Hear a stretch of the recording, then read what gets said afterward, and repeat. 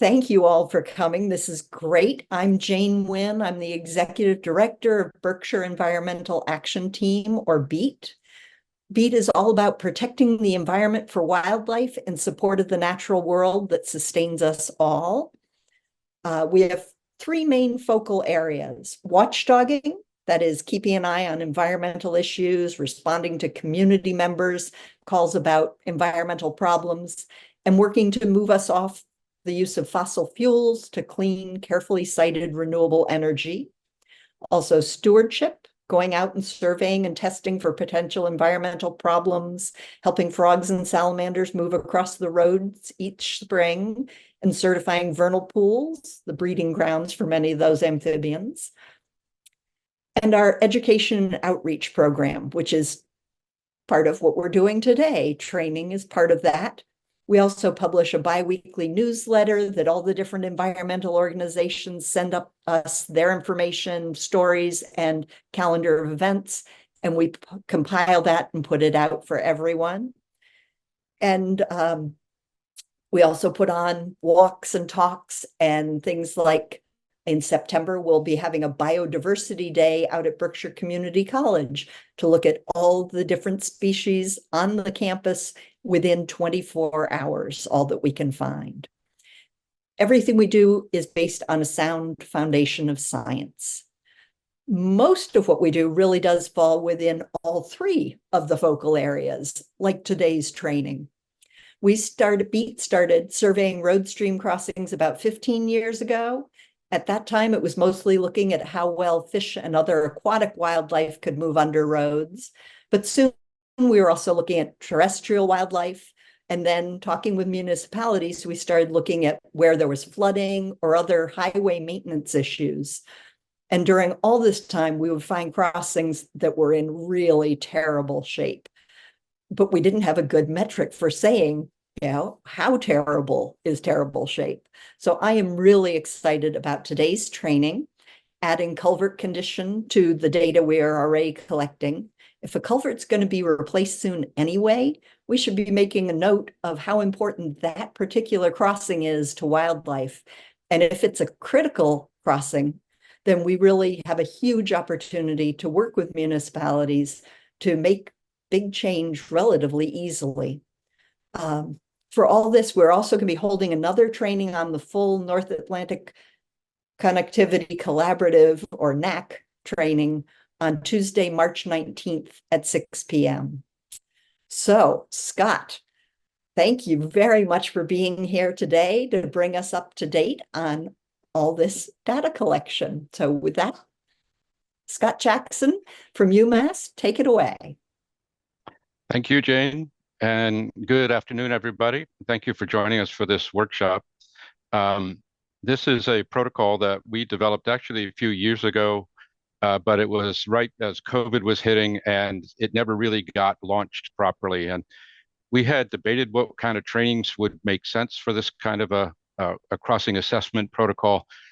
And I think we finally decided that, either in-person or Zoom-based training is probably sufficient, and that if somebody actually sits through the entire training, we will certify you to be a lead observer for these assessments, and that would enable you to enter your data into our database. I'm going to talk more about the database. I'm going to talk about the NAACC, give you an overview of that, and then spend most of the workshop going through the field data form and talking about just how you go ahead and do this assessment in the field. So I'm going to share my screen and I'm going to get started. I am going to take a break about halfway through so that you can have 10 minutes to get up and walk around, stretch, use the bathroom, whatever you like. All right.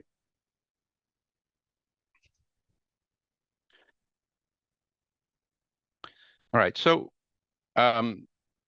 as Jane said, I'm Scott Jackson. I'm an extension professor at the University of Massachusetts. I also am the program lead for the North Atlantic Aquatic Connectivity Collaborative, the NAACC. And this is, I'll talk a little more about it, but it's the organization that put together these protocols, with various different partners playing different roles. And it's my pleasure to to bring you up to speed with one that we recently developed to evaluate the condition of culverts.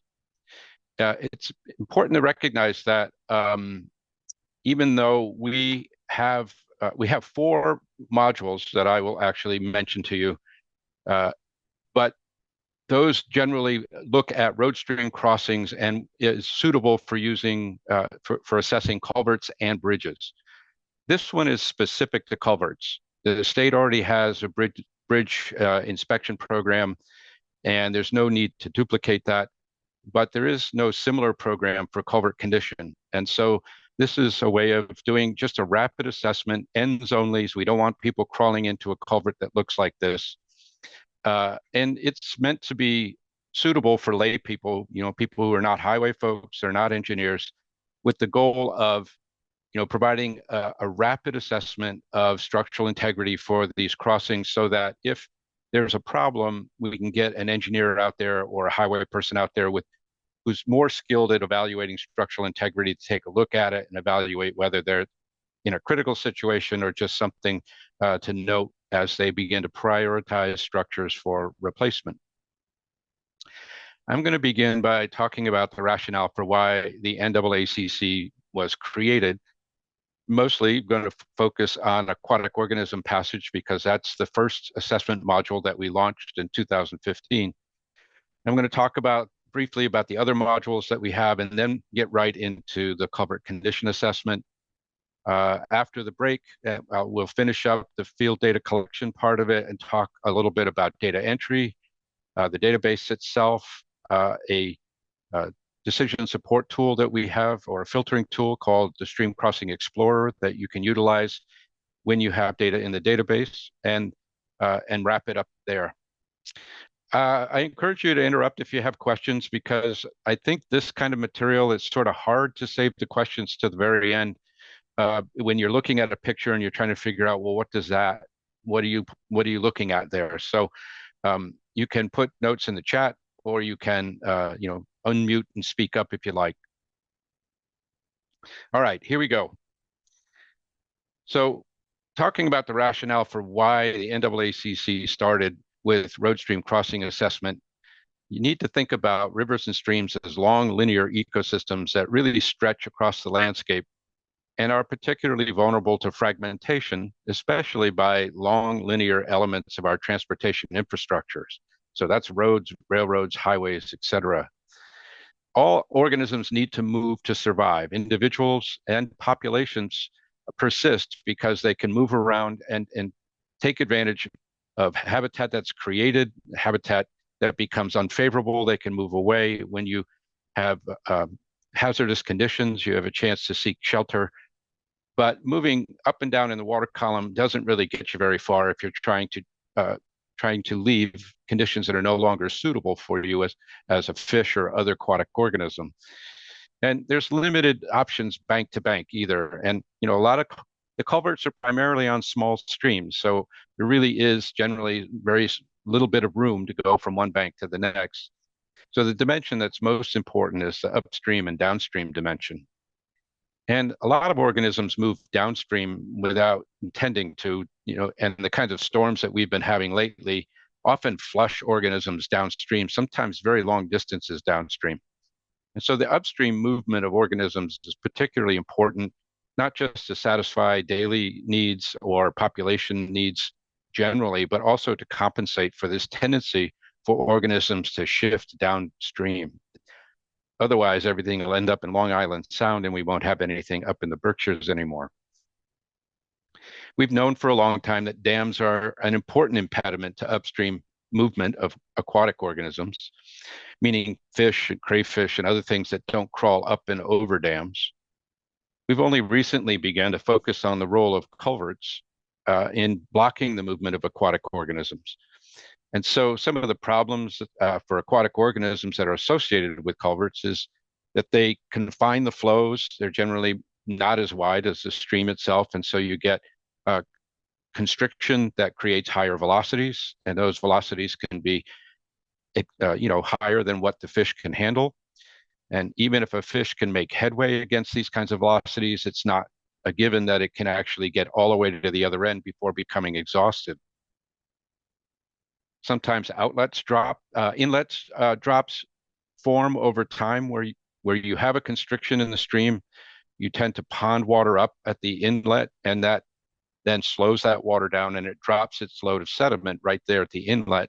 And you can have a little drop down, which doesn't look bad until you think of it from a fish's point of view and you're trying to swim up against that high velocity chute of water. And then you get to the other end and you have to leap in order to get out of the pipe and back into the stream. At the other end of the pipe, that high velocity water coming out can create scour, can result in outlet drops. And in this case, if you're a fish that can jump, you might be able to jump depending on how high the outlet drop is, but there are many fish and other organisms that can't jump. And so these kinds of culverts are absolute barriers to those species and significant barriers to some that are strong swimmers and can jump.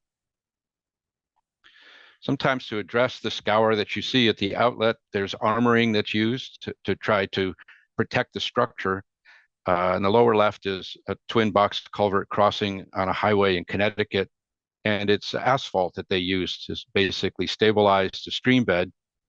They didn't prevent the scour, they just postponed it. So instead of being right at the foot of the structure, it's about 30 feet away at the end of the blacktop.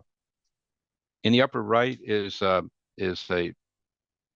trout brook which feeds into the Cold River out in northern, I'm not sure if it's Western Franklin County or Northern Berkshire County, but it's a situation where it looks like you've got a bridge or a culvert and you've got some white water below it. It's on a high gradient system, but this is no ordinary white water. This is a situation where the whole stream bed has been filled with concrete to prevent scour. And so the rocks that are sticking up out of there are not rocks that behind which you have resting pools that fish can use to rest while they're moving up against this high gradient water. No, there's no place to rest, and it's about 150 feet long. So it's almost impassable. It probably is impassable for just about everything that otherwise might try to get upstream.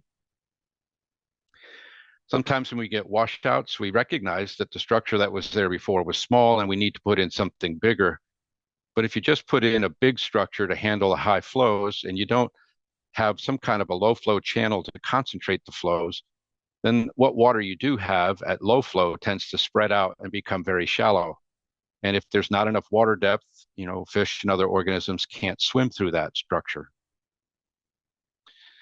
And so when you think about the range of species that are aquatic and have to swim in order to get past a culvert, they can range from brook trout, which are quite athletic fish and can get by a lot of obstacles. But then you have things like black-nosed dace, long-nosed dace, tessellated darters, and juvenile fishes, which are really, really small and therefore have limited ability to leap or to fight their way against high velocity currents. There are also aquatic salamanders like the mud puppy. There are aquatic stages of salamanders like the larvae of spring salamanders that spend a couple of years in these streams before they actually metamorphose and leave the water. And then you have invertebrates, some that live right in the substrate itself, and then you have things that crawl along the substrate like crayfish. And if you want to try to protect mussels, many of which are threatened or endangered, you really don't expect to pass the adult mussels themselves. But the way that they disperse is by attaching essentially their juveniles to fish gills and fins. And so certain host species of fish will be an important part of the life cycle of freshwater mussels. So in the lower middle of your screen is a dwarf wedge mussel, which is federally endangered. And in the lower left is a tessellated darter, which is the only known host in Massachusetts for this mussel. And the tessellated darter is small and not a strong swimmer. And so the recovery of dwarf wedge mussels is going to depend on where tessellated darters can get to and where they can go from. So when you think about the range of aquatic organisms in these streams, and then you look at a typical stream like this, you might wonder, well, how do these things all get upstream against those currents? Well, one of the nice things about natural streams is there's a lot of different pathways that you can take. They have different velocities, they have different water depths. And so if you're a large-bodied fish, you might stick to the deepest part of the channel, also known as the thalwag. But there are alternative ways you can go. You can dart through this little bit of white water and then rest in the resting pool that's above it. And then when you've got your energy reserves up again, you go up through the next chute of water. So there's a variety of ways that you can work your way up, and it changes with flow. And then for really small organisms like juvenile fish and weak swimming fish, a lot of those are going to hug the stream bank. Because of the drag along the bank, because of the drag that you get when you have shallow water from the stream bed itself, there's a zone of low velocity along the bank. And generally, these smaller fish and these juvenile fish can work their way upstream by just sticking to the edges. If you compare and contrast a natural stream with a culvert, you don't see a variety of pathways to get up. You don't see any resting pools. You don't see any bank edge. It really lacks a lot of the characteristics that are important for weak swimming species to move upstream. And in addition to aquatic species, we also care about various semi-aquatic species like turtles. Wood turtles spend about half the year in streams and rivers. Snapping turtles will often move up into the headwaters of streams before they set out to nest. You've got stream salamanders like two-line and dusky salamanders, spring salamanders, and a variety of mammals that we would consider semi-permanent that often move up and down along rivers and streams. They include muskrats and beavers, otters, mink, and the star-nosed mole, which is an aquatic mole, a mole that's actually a good swimmer. It does burrow in the soil, but it can also swim in water, and it may be the only mole that can get across a road by going through a culvert. And sometimes, even though these animals can cross over the road's surface, it can be hazardous for them to do so. And for certain species, like turtles, they generally have very high survival rates as adults. And so when you have additional mortality that comes from being run over by cars, you can actually drive a population to extinction pretty quickly. Not necessarily quickly, but pretty assuredly. And so sometimes we see some of these riverine turtles, like Blanding's turtles and wood turtles, dead right above culvert, which suggests that the culvert's just not open enough or otherwise not suitable for them. A lot of times people don't think about the importance of small streams. You know, they spend more time on what's happening in the rivers and the large streams, but the small streams are important because they make up 75 to 80% of all the stream miles in a watershed. Cumulatively, they then provide more habitat than the large rivers and support species that you don't normally find in large rivers and large streams and rivers. These headwater streams can have high productivity, and they provide important spawning and nursery habitat for various different species of fish. This is just showing the movement of brook trout, brook trout, brown trout, and Atlantic salmon in the Mitchell Brook, which is part of the Westbrook drainage, and the Jimmy Nolan Brook. And you can see by the timing here that a lot of the movement happens in the autumn, where you have spawning taking place. They'll get up into these headwaters in order to spawn, but also a significant amount of it is happening in the summer. And that's because when the water gets warm in the main stem, they need to get to cold water, and they'll move up into groundwater-fed tributaries in order to stay cool.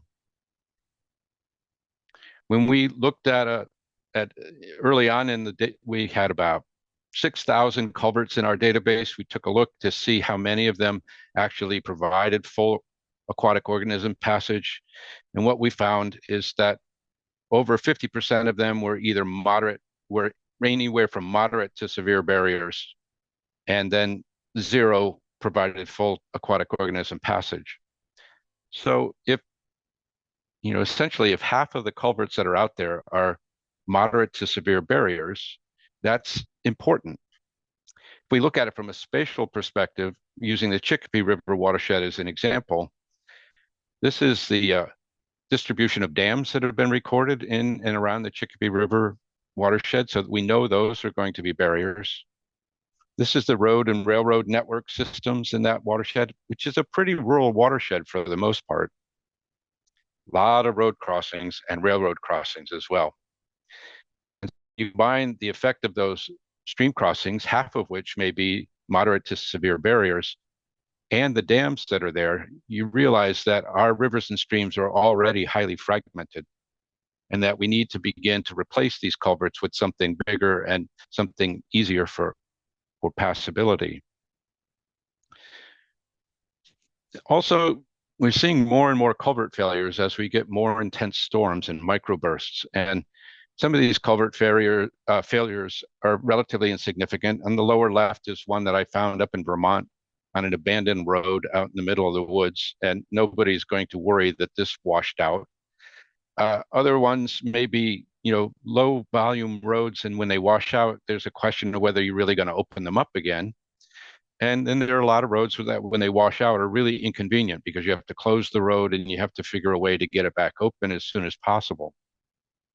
Sometimes they can be deadly. So the picture on your right is of crossing a culvert failure from Alstead, New Hampshire in 2005. And if you'll notice, this is a dump truck down here, and this is the road up here. It had like a 16-foot culvert, round culvert on this stream, and eventually it failed. It may have been blocked, and water backed up behind it until finally it seeped through the fill and the whole thing just gave way at once. It created a wall of water that went downstream that destroyed other crossings, bridges, roads, buildings were destroyed. 4 people died because of this failure. So it is important for public safety. It's also important for maintaining transportation infrastructure to have the right size culverts and bridges on our stream crossings. And with climate change, we're just going to get more severe weather, and we're going to get storms that are even more severe than what we're used to. And we need to look at our infrastructure and upgrade it in order to maintain our transportation infrastructure. But we also are going to need for organisms to be able to move around in order to avoid these unfavorable conditions that we get with global warming, with warming water temperatures, with storms and other things like that. So with that as the context in mind, the NAACC was created and was launched in 2015 to create a network throughout the northeastern US, 13 states, that are of people who are interested in aquatic passability, but also regional connectivity more broadly. And so the NAACC develops stream crossing assessment protocols that can be used throughout the region, and a programmatic infrastructure to support the collection of road stream crossing data in this 13-state area. And by programmatic infrastructure, I mean a coding system so that we can have unique codes for every road stream crossing in this 13-state region, field assessment protocols and data forms, electronic data collection options where you can use a smartphone or a tablet. We have an online database that you can use to enter your data, either from your online data forms or by typing it in to a data entry screen. There, the data will be stored, and it will be easy to retrieve it as you need it. As data are entered into the database, they're scored. So they're scored for aquatic passability for that protocol, for terrestrial passability for that one, and they're scored based on their condition for the Culvert Condition Assessment. There's a map interface and a data filtering tool associated with the database that I'll show you in the second half of the training today. And then there's various different ways for prioritizing crossings to decide which ones to assess first, and also which ones should be the highest priority for replacement. So the coding system that we have for all of these crossing structures is called an XY code, and it's just the X coordinate and the Y coordinate, the latitude and the longitude mashed together, which ensures that every structure will have a unique code. It was a question that we had to address early on with the NAACC was whether we were going to create one large comprehensive assessment protocol or a series of protocols that address different objectives for doing road stream crossing assessments. We decided to go with the modular approach where we have different protocols for different objectives, and it's really up to the users to decide which ones they would like to use. The first protocol that we developed and released was for non-tidal streams, and it assessed aquatic passability. And since this was the first one that went out, this is the one that's been most widely used throughout the Northeast. And to date, we have collected almost 35,000 records, 75,000 records that have been assessed using this protocol. And then we archive data from other protocols that have been used throughout New England as well. So there's a lot of people out there using this and entering the data into our database. Eventually, we came up with a companion protocol for tidal streams to evaluate aquatic connectivity. There are times when you really want to have structures that are passable for terrestrial wildlife, in order for them to move through more urban areas, more developed areas, or where you have high traffic volumes or Jersey barriers or fencing. Crossing underneath the road at a bridge or a culvert may be the only option that they have. So we developed a terrestrial connectivity assessment module, and this is one that's been used in the Berkshires quite extensively. And then sometimes we get contracts to go out into a town, and we'll do the assessment of all the culverts that we can reasonably access in that town. And then every now and then, a DPW chief will come and approach us and say, "Hey, listen, if you're going to be out there looking at my culverts, can you keep track of which ones are in bad shape? Because I don't really have time to go out and look at them all myself." And so we developed this culvert condition assessment, because often when we're out there, we do see culverts that are in really bad shape, and some of them that make us a little nervous about whether we want to drive over that road again. And so the idea is that we have a lot of people that are out there assessing road stream crossings for various different reasons, sometimes primarily for aquatic organism passage, sometimes for terrestrial wildlife passage. And there's no reason why they couldn't at the same time be doing a rapid assessment to evaluate the condition of those culverts, put it in the database so that DPWs and highway folks have access to that information. And also this protocol could be used by those DPWs and highway folks to do their own assessments in their own towns.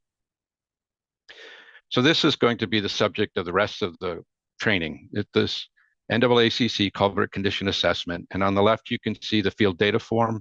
It's a simple one-page form that's mostly a checklist. And then on the right is a sheet that you can use as a guidance for how to evaluate various different problems that you might come across as either an adequate, it's not that bad to worry about, or puts it into a poor condition, or a critically poor condition or critical condition. The way the NAACC is organized is that there's what we call distributed coordination.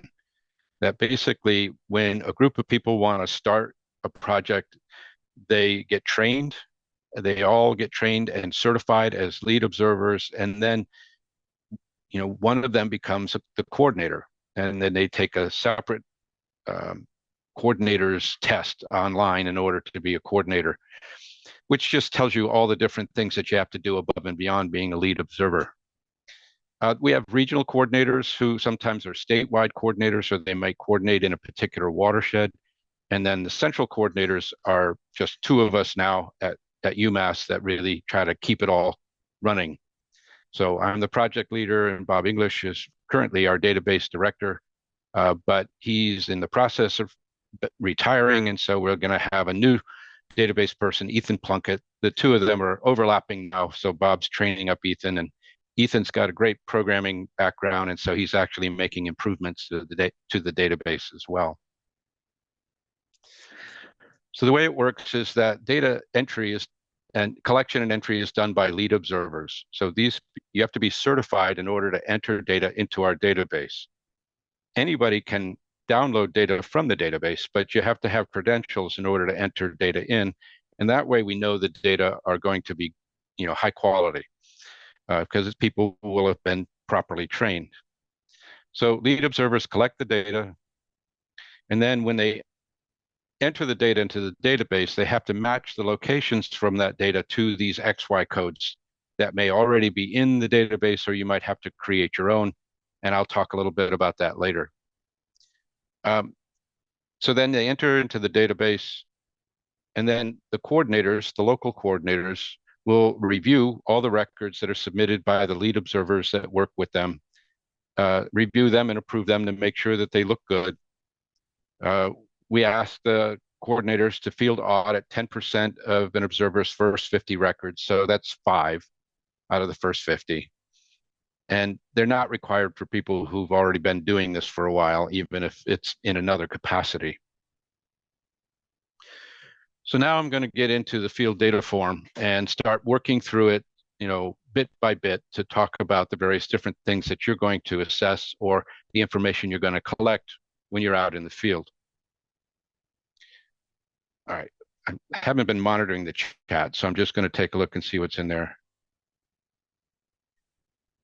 Are there lead coordinators in the Hoosick watershed? So this will be, right now it's all brand new. So basically somebody who's trained today could become a coordinator for the condition assessment. I don't know if BEAT is planning to do that, but since this is sort of the launch of the condition assessment, the first step is training a bunch of people as lead observers and then having people volunteer to become coordinators. And then you'll get organized and ready to go. It's a little bit of work, but not a ton of work to get organized and ready to go. And maybe later at the end of the workshop, Jane can talk a little bit about how folks might organize themselves within the Berkshire area or in particular watersheds. All right, so I'm going to go back to the data form now, and we'll look at the top part of the field assessment form. And some of this is basic information that shouldn't be hard to understand. Crossing code is the XY code that we talked about. Local ID is some kind of identification that you might use yourself just within a certain area, within a certain watershed. You might have a different numbering system that's easier to work with than a 16-digit XY code. We have data observed, lead observer, who's the certified observer for the record. If there's more than one culvert at the site, how many culverts are there? And then you're going to fill out a separate form for each culvert. So basically, this is culvert 1 of 2 or culvert 2 of 2. You fill that in that way. Stream name, if there is one, road name, if there is one. Any kind of information that can help locate where that structure is, as well as town, county, and state. You only need town in Massachusetts. It's just that in other states, they don't have towns the same way we do. So they're going to put in their county. You're going to put in the GPS coordinates. Preferably if it's a rural road, you can stand right in the middle of the road, right directly above the stream, and get the coordinates that way. If it's a busy road, you can do it from the side of the road. Information about time, weather, and then crossing type. I actually didn't pull together all the slides for these things, but I'll just give you the quick and dirty version here. A bridge is generally a structure that has piers or abutments and then a slab or a deck on top of it. A culvert typically is some kind of a pipe or a box. It could be an open bottom pipe or an open bottom box, but it requires fill around it and above it in order to maintain structural integrity for that. You can have multiple culvert crossings where you have, more than one culvert. A ford is where, people generally drive right through the stream bed, although in some cases it may be sort of a low water crossing, as they call it, or I forget what the other is, vented ford. Vented ford is where the water flows through pipes at low flow, but at high flow it goes up over the road and crosses the road that way. Sometimes there are artifacts from using GIS streams and road line work where somebody thinks that the road crosses the stream 5 times, but it only crosses 3 times. So you have to then label the ones that don't actually exist as no crossings so that they can be deleted when people are doing analysis of the data. A removed crossing is what happens when you get a failure. So sometimes you might remove a crossing on purpose, but most of the removed crossings are when a crossing has failed, but was not replaced. We still want to assess that because there may be hazards related to those. And then there are things like buried streams where you can't actually get to it because it's piped underneath the town or some other developed area. An inaccessible one where perhaps it's behind a gate or it's on private property. These all are ways of sort of just labeling that I went there, I couldn't collect data, but there's a reason for that, so that anybody else who sees an unassessed site knows that there's some kind of access issue there. Partially inaccessible has to do with I can see maybe one side of it. I can go to the inlet, but I can't get to the outlet because there's a fence or because it's not safe to go down there. And so these are the various different options. And then the last one is no upstream channel. And that it probably doesn't matter for a condition assessment, but for aquatic organism passage, we generally don't look at evaluating a culvert for passability if there's nowhere to go upstream. But in terms of infrastructure and the importance of keeping things structurally sound, you may want to assess those crossings. All right, so moving down, we have culvert material. So you can just check off these boxes. The length of the culvert, that's from the inlet to the outlet, is how we're defining length in that case. And then there's information that you can gather about the inlet or about the outlet. So any appurtenances that might be there, a head wall, and wing walls combined, and then whether the culvert is mitered to slope or projecting, whether it's flush, recessed, other or none. You have the same for both the inlet and the outlet. Inlet and outlet shape, I'll show you a minute diagram that tells you what these numbers equate to in terms of shape. The shapes will then show you what dimensions need to be measured for the width, the height, the substrate and water width, water depth, and abutment height. And then at the inlet, you might have something that's at grade, where the water is just going in without dropping into the culvert. You might have an inlet drop. You might have a perched culvert where basically water can't get in until the water level gets high enough. And then in some cases, it might be clogged, collapsed, or submerged so that you can't really tell what the inlet looks like. All right, so a question came up. It said, what do we mean by head wall and wing walls? I'm going to show you some pictures. So I'm going to defer on that for a minute, and you'll hopefully be able to see. And then at the outlet, you have outlet grade, where it can be at grade, or you can have an outlet drop, which could be a free fall where it just drops straight down, a cascade where it drops onto sort of a ramp of either rocks or some other structure, like maybe some kind of a hardened structure like asphalt. It can be a free fall onto a cascade. And then again, it could be clogged, collapsed, or submerged so that you can't really tell what it looks like. Anyway, that's the top part of the field data form. And then there's a reference sheet, a reference chart that's there that shows you the different shapes that are there. And so you can see where you're going to measure the width, which is the A dimension, the height of it, which is the B dimension, which is from the top of the structure to the bottom of the structure, or to the bottom or to the substrate if it's embedded. And then you have D, which is your depth, the water depth there.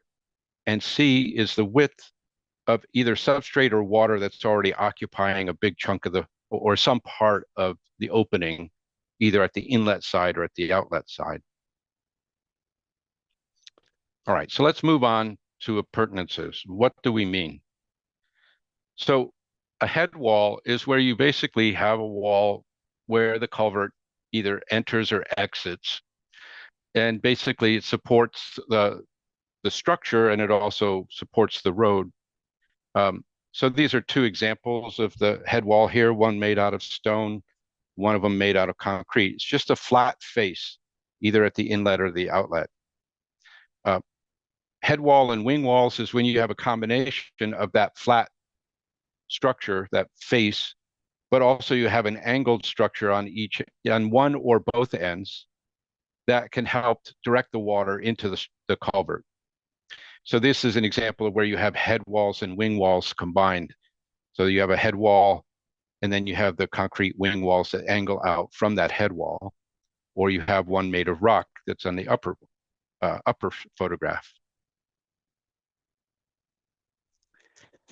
When we talk about the different culvert inlets in particular, you can also record this for outlets, but it's most important for the inlet.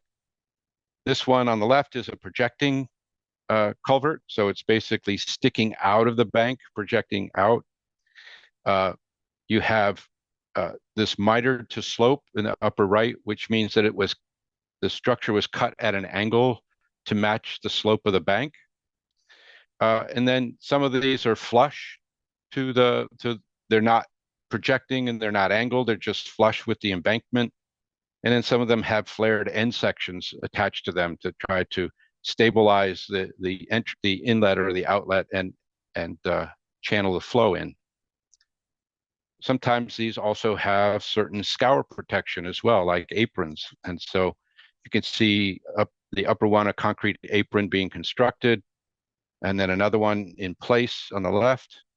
And then, essentially this is the armoring that we talked about, where you can actually use some kind of concrete or asphalt or a plastic apron to try to direct the water and reduce the scour. Other examples of scour protection, this is the Trout Brook that I talked about, where it's concrete all in the stream channel. And then you have riprap.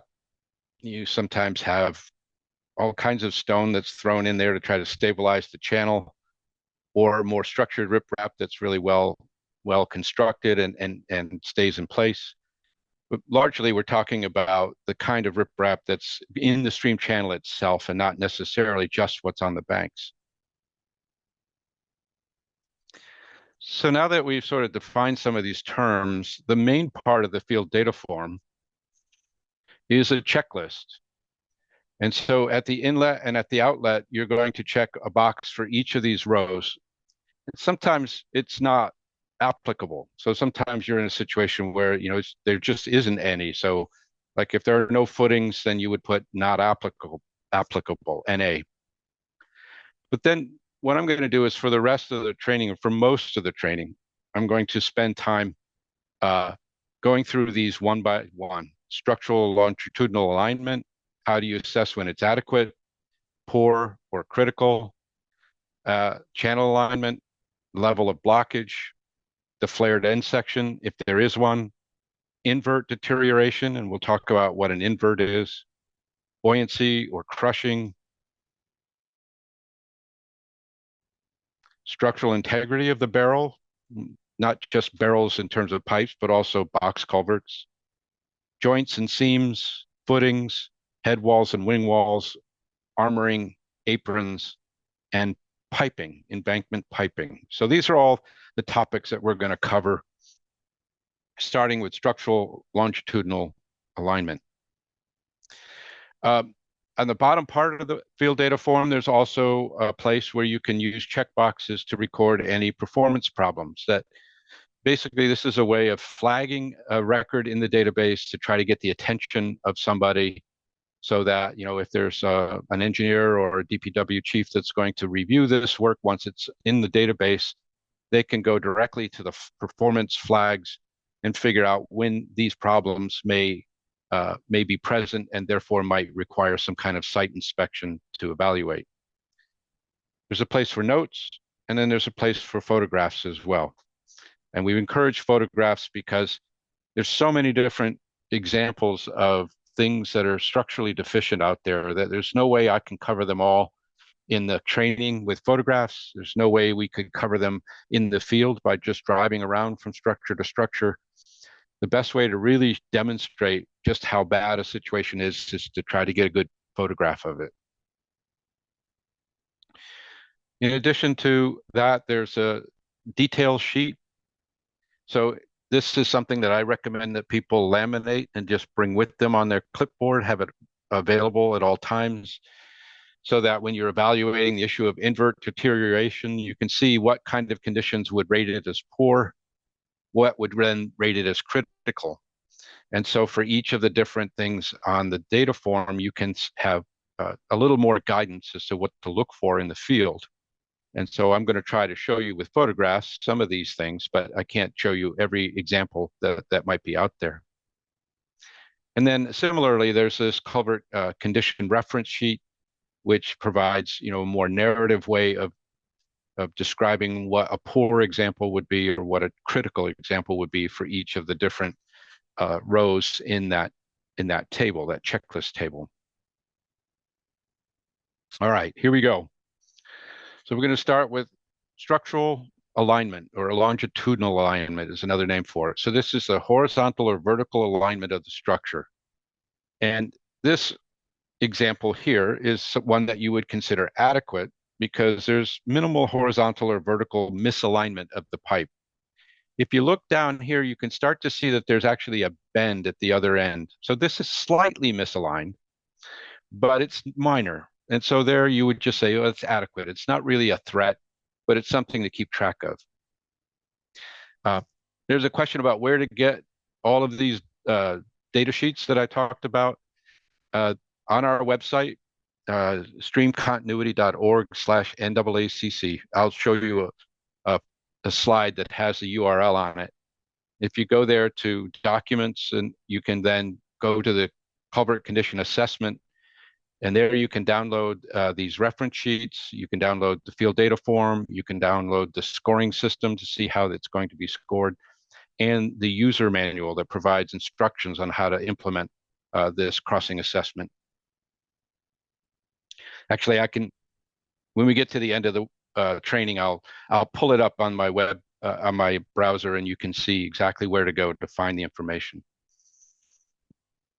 So this is an example of one that you would label as adequate. You would check the box for adequate.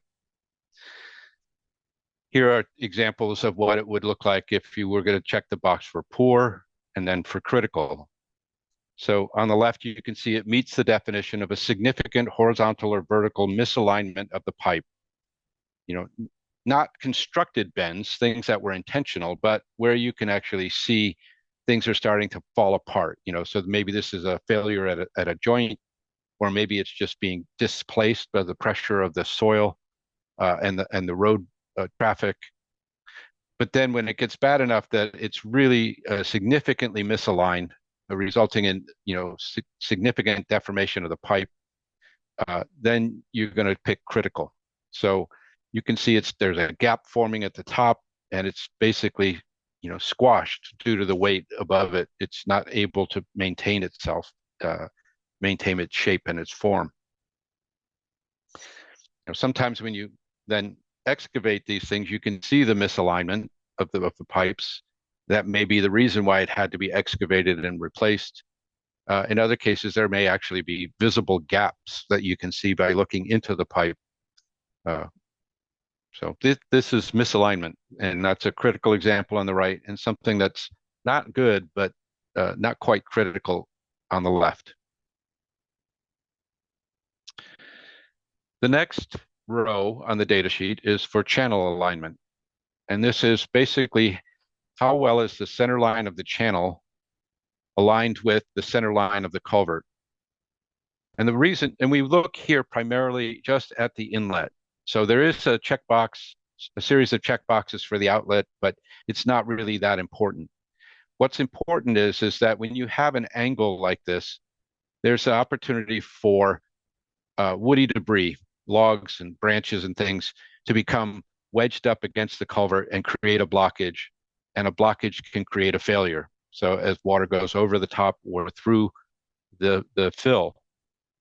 So what we want is for you to evaluate just how much of a misalignment there is there. If it's a slight misalignment, less than 45 degrees, then it's still adequate. It's not that bad, so you just pick the adequate option for that. And so here again, notice that it's the center line of the stream inside the structure from inlet to outlet. It's that line that you're comparing with the center line of the stream above the inlet. And so that's the angle that you want, basically looking at what that angle is within 30 feet of the inlet. So you're not walking up the stream and noticing that it takes a big bend, 30 or 50 or 60 feet upstream. you're looking for something close enough to the structure where it could create a problem when woody debris doesn't have a chance to line up and go through lengthwise a culvert. A properly aligned culvert can pass surprisingly large pieces of wood without it clogging. The big issue is when it gets sideways to the culvert and then the pressure of the water pins it up against the inlet, and then it starts to collect other debris, branches and leaf litter and sometimes sediment, and then you're getting into a more and more serious obstruction problem. So we consider it poor if it's anywhere from a 45 to 70 degree angle of skew, and then we consider it critical if you're actually more than 70 degree angle. So this one is just, you're going to eyeball it. You're going to make your best judgment as to whether it falls into the poor or critical category, unless it's less than 45 degrees, and then you consider it adequate. We've avoided the use of the word good because we don't really know what's happening inside the structure since we're only looking in the ends. And so we can't ever lead anyone to believe that everything is in good shape and you don't need to worry about it. It's just, it's adequate.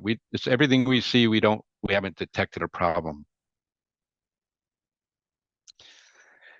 All right, the third row on the data sheet is level of blockage.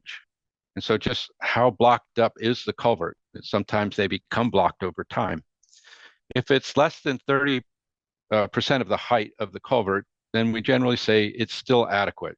It's not enough of a blockage to be a problem, but it's still noteworthy. And you might want to put something in the notes if it's like 25% blocked, just so people can keep an eye on it. But if it's anywhere from 30 to 75% blocked, that's when you're going to call it poor. And if it's greater than 75% of it is blocked up, then that's critical. It's not really going to pass water very effectively. All right, feel free, if you have questions, to just put them in the chat or to speak up. All right, we're going to evaluate flared end sections to see, what kind of condition they're in. So they're generally considered adequate if all you see is minor cracking, deterioration, or deformation. A little bit of undermining isn't a problem, but a lot of undermining can be a problem. Let's see. Question is, once we find out a culvert has critical alignment issues, is there any follow-up? Would the town be notified? Is there any form of mitigation? So this is a situation where it's the people organize at the local level to do their assessments and to figure out what they're going to do with their own data. So if a town is doing it for themselves, I assume they're going to take action once they identify a problem. If instead you work for a watershed association or you're a member of a watershed association, you might want to make it a point whenever you find something that's either poor or critical to notify that town's highway super or DPW chief. And it's really up to them to figure out what to do about it. So alignment in terms of channel alignment could be potentially just monitored for potential blockages and then kept clear. But at least the DPW knows to check on it periodically, especially if you're expecting a lot of rain coming.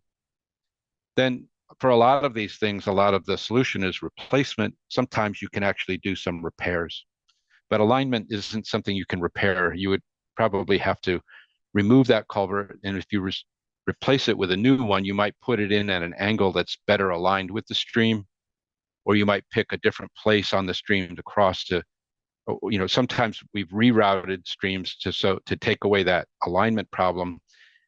And when you do that, you actually get a benefit in that you can actually put in the new culvert before you take out the old one, and then you reroute the stream into the new culvert. It gives you a chance to remove the old one, and then you've eliminated the skew at the same time.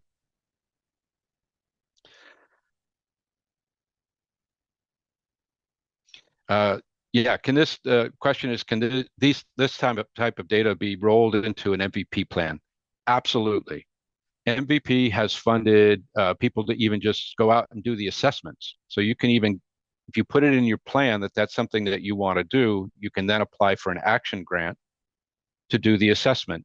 And then you can then apply for an action grant to do the repair or the replacement to try to address either some kind of a transportation infrastructure or public safety problem or an ecological problem that's going to get worse with climate change. Good question.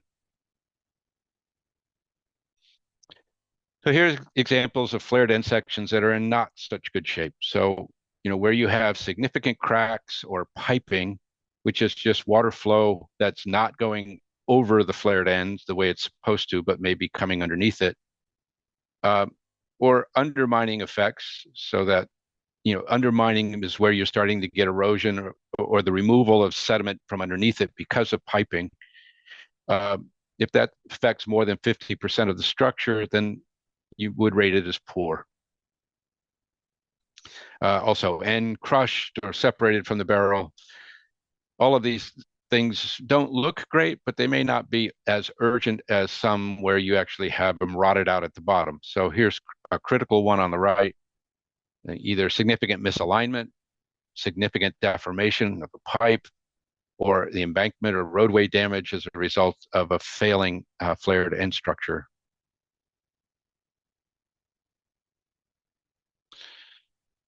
All right, invert deterioration. All right, so what is an invert?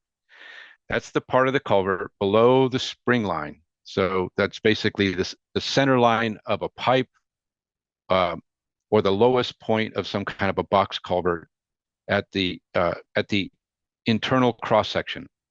So the stream bed or floor within the structure of the channel. So if you have a constructed stream bed, the channel itself is the invert. If you have a pipe, it's the lowest part of the pipe where the water flows at low flow. If you have a box, it's where the water flows during low flow as well. It may be across the entire width of the box culvert, or it may be all over to one side because of sediment accumulation on the other side. So that's basically what the invert is. So now we get into a situation where your evaluation may be different depending on whether it's a metal culvert, a concrete culvert, plastic culvert, or masonry culvert. So if it's metal, you're going to look for minor corrosion and pitting. No holes or no distortion. The pitting, the holes can't penetrate the metal, or you can't penetrate the metal with a sharp point of a chipping hammer or something like that. So it's not worn so thin that you can poke a hole in it easily. For concrete, you get minor isolated scaling, which is the loss of the smooth cement, or spalling, which is where you're exposing the aggregate. So you can see pictures down below of scaling where you're just starting to see, pitting and minor removal of the surface of the concrete.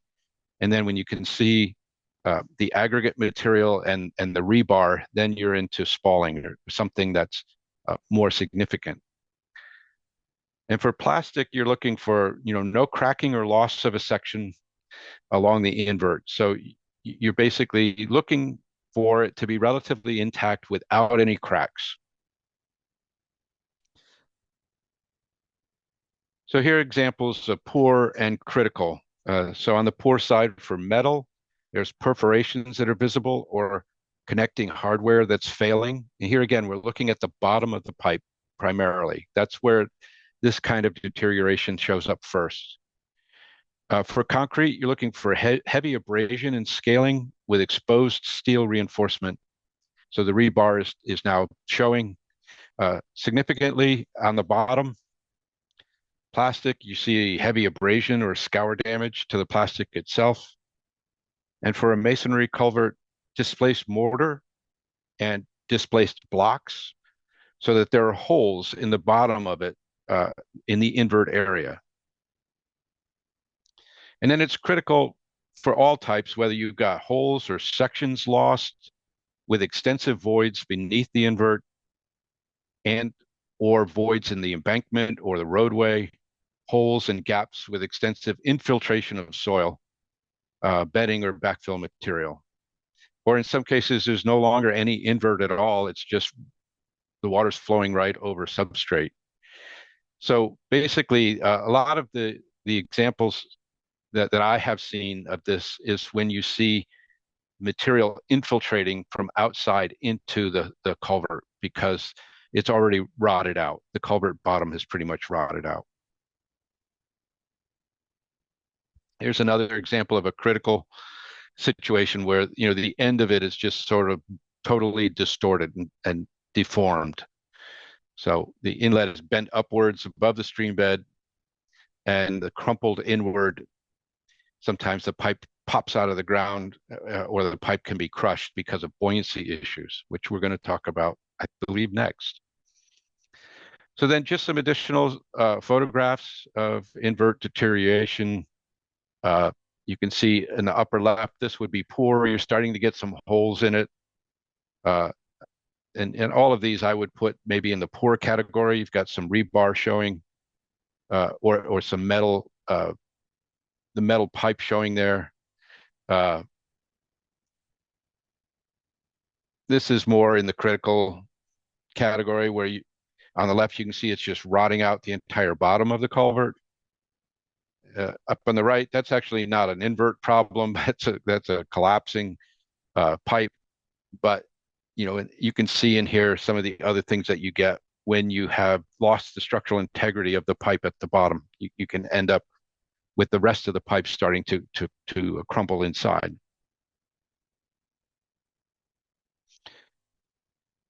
All right, buoyancy or crushing. So this is where I'm going to stop, and then we'll take a 10-minute break, and then we'll come back and finish going through the checklist, and then we'll talk a little bit about where you need to, you know, how to access the database, how to enter records, how you can start to see through with the map where your problem structures are, and also how to use the decision support tool called the Stream Crossing Explorer.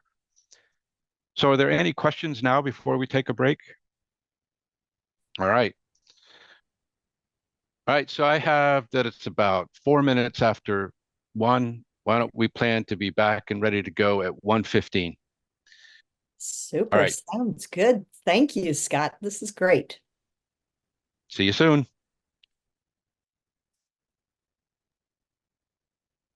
Neat, Scott. I just had people drop into the chat what sort of organization they're with. Yeah, it's interesting. Yes. Not Great. as much DPW participation as I had hoped for, but Well, this will give people an entree to start talking to their DPWs and maybe providing them with a reason to talk to us. All right, well, while we wait for everybody to come back, I thought I would just show you on the website where you can go to find the materials. So let me share my screen and we'll get back into things. All right, so here's our NAACC website. It's streamcontinuity.org/NAACC. Again, I'll put the URL up when we get to the end of the workshop. If you want to get the specific data sheets and other documents, you go to resources, documents, and now there's information here. The first one is the offline data manager, which is how to use your smartphone or tablet to collect data in the field without needing to bring paper with you. There's a problem trying to use iPads, though. Apple doesn't like to comply with industry standards, and so you have to be a little more careful if you're going to use an iPhone or an iPad. So here's a document on how to save an unlimited number of crossings on an iPad. Then we have the protocol for non-tidal aquatic connectivity, tidal, terrestrial, and then here's condition assessment. So you have the field data form, you have the instruction manual, you have the assessment reference chart, and the assessment details sheet. Both of these should be laminated and on your clipboards for, you know, for ongoing reference when you're out in the field.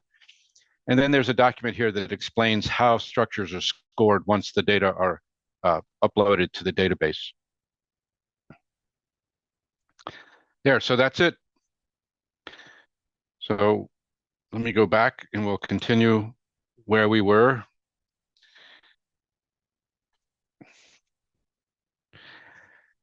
All right. Are there any questions before we get started again?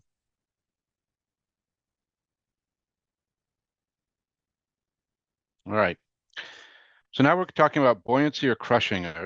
They're sort of related because it has to do with just the sort of physical dynamics of pressure related to culverts. So buoyancy is when the water is exerting upward pressure on a culvert, causing it to lift up. So that's, generally when water is getting underneath it. Crushing is caused by downward pressure on the culvert, generally either from traffic or from the fill itself. Now, some of you may have noticed the logo on the lower left of some of these slides. A lot of these slides now, actually, the UMass Transportation Center, they, along with the Nature Conservancy, were responsible for producing this assessment protocol. It was based on one that I had created some years ago, then that we've used in a couple of places in Massachusetts, but they just took off what I had, dusted it off, gussied it up and made sure that it was all credible.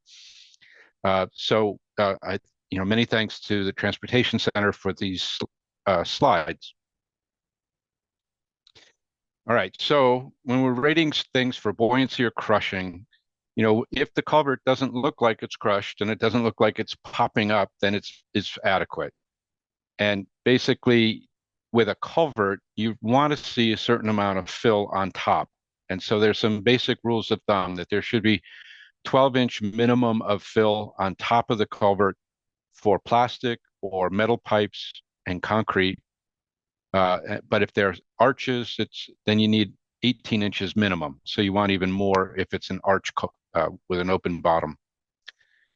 Generally, you don't see buoyancy problems or crushing with concrete culverts. Sometimes they're crushed. They don't often float. So you don't normally find buoyancy unless it's like a metal or plastic pipe.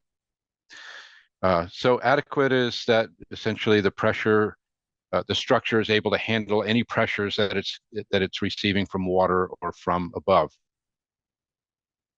Here are a couple of photos, just examples on the left of crushing.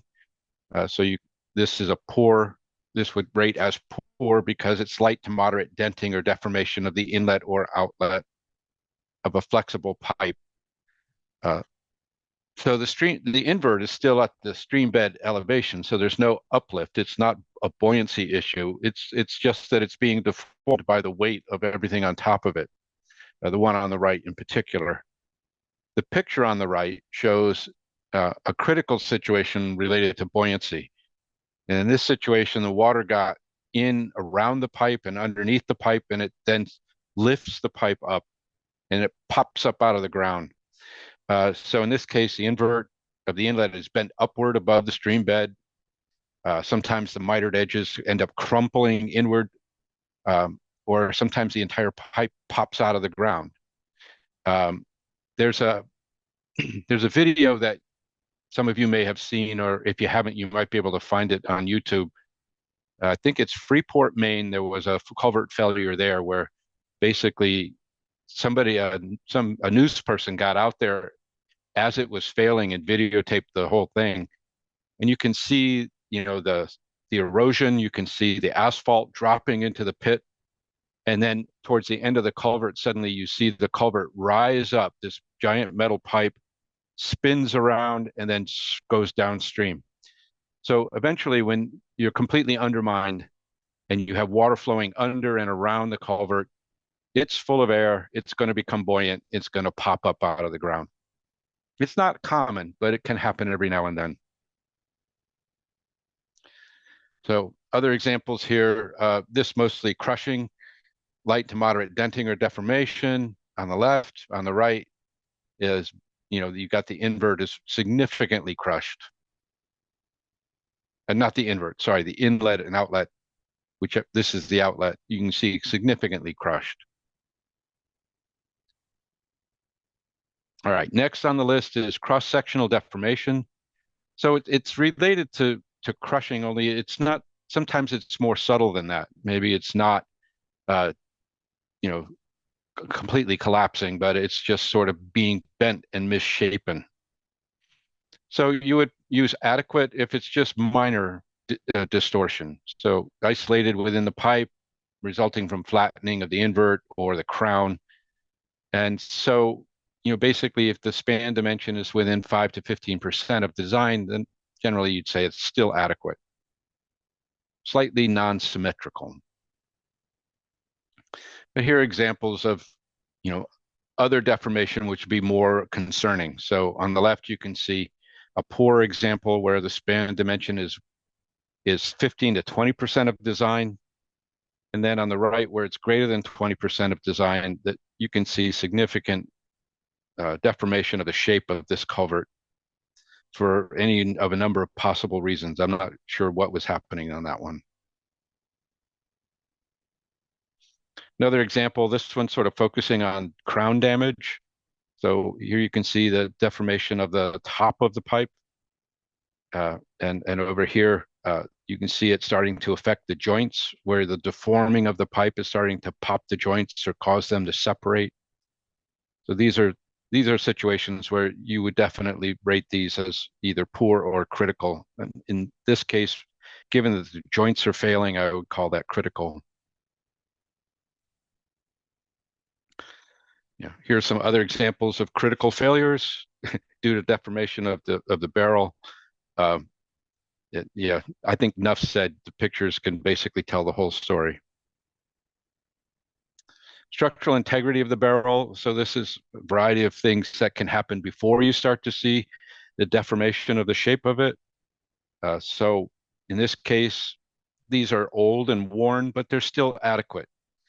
So in concrete, you have cracks, cracks that run the length of the pipe or partway down the length that are less than an eighth of an inch in width. The spalling, or the flaking off of the concrete is only a quarter inch deep. It's not really deeply spalling, but just the surface areas are being affected. For plastic, you're getting minor isolated rips or tears, sometimes caused by debris, but they're less than 6 inches in length and half an inch in width. Minor cuts or gouges to the end sections from maintenance or construction activities would also be okay. So these are adequate. Minor cracking around bolt holes for metal pipes or seams at isolated sections. All of this is sort of typical of aging structure that don't really represent a significant risk, but you can put information in the notes that will help sort of explain what it is you saw, even if you consider it adequate. So this is why it's useful to have those reference sheets with you on your clipboard, because sometimes you just don't remember. It's like, well, how long can the cracks be, or how wide can the cracks be? If it's concrete, it's different than if it's plastic. So you want to have that reference material at your fingertips when you're out in the field.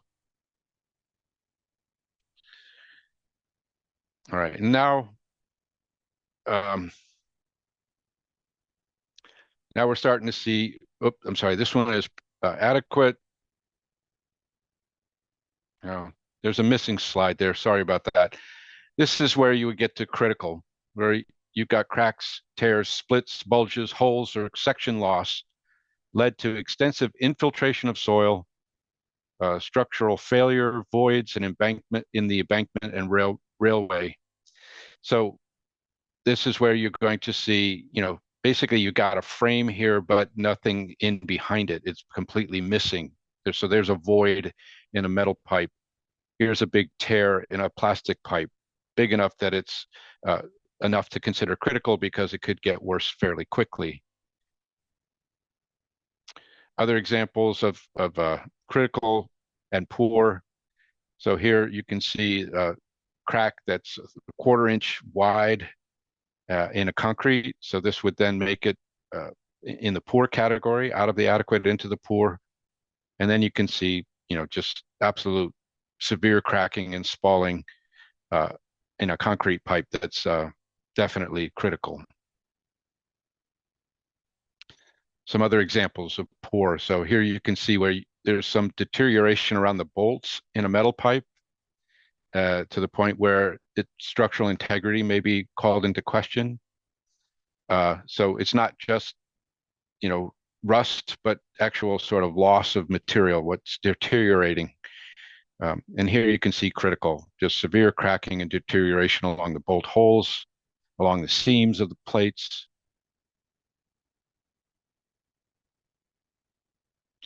Here's another example that has a variety of different things going wrong. So you've got deformation on the roof. You've got really severe flaking and chipping or spalling. And in this case, you've got infiltration of soil so that you've got enough of a void that soil is starting to enter into the structure. And then as that gets washed away by water, it'll just allow more soil to enter in, and that can cause voids to happen up on the road surface, or you can get sinkholes that develop either on the side of the road, or you can actually get sinkholes involving the pavement itself. Here's some other examples of problems where you've got heavy invert abrasion.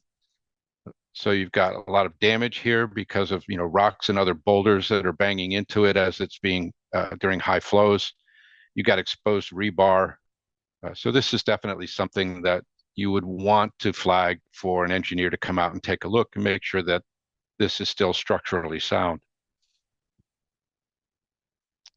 Again, in the poor category, an open crack a 1/4 inch wide in concrete, or flaking and exposed flaking that exposes the rebar is also something to note as poor.